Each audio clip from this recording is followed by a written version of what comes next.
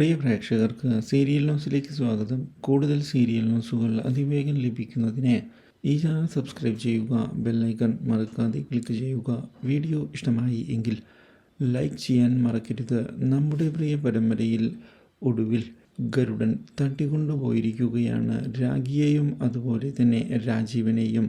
ഇതോടെ അവിടേക്ക് കടന്നു വരുന്ന രാജേന്ദ്രൻ ഇനി തൻ്റെ തന്ത്രത്തിൽ നിന്ന് രക്ഷപ്പെടാൻ സാധിക്കുകയില്ല എന്നുള്ള കാര്യം തുറന്ന് പറയുകയും ചെയ്യുന്നു.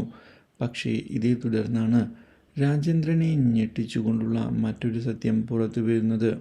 രാഖി അസുഖത്തിന് അടിമയാണ് എന്നുള്ള സത്യം തിരിച്ചറിയുന്ന രാജേന്ദ്രനാകെ ഞെട്ടിപ്പോവുകയാണ്.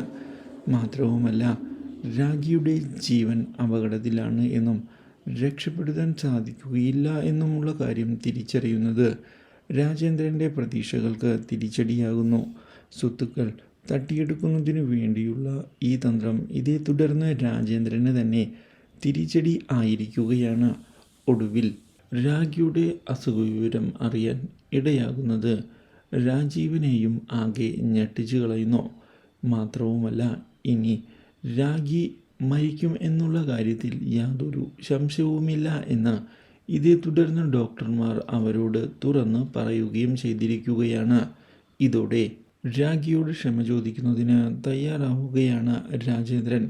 തനിക്ക് തെറ്റുകൾ പറ്റിയിട്ടുണ്ട് എന്ന് രാജേന്ദ്രൻ ഇതേ തുടർന്ന് രാഖിയോട് പറയുകയും ചെയ്യുന്നു. Do like, share and subscribe.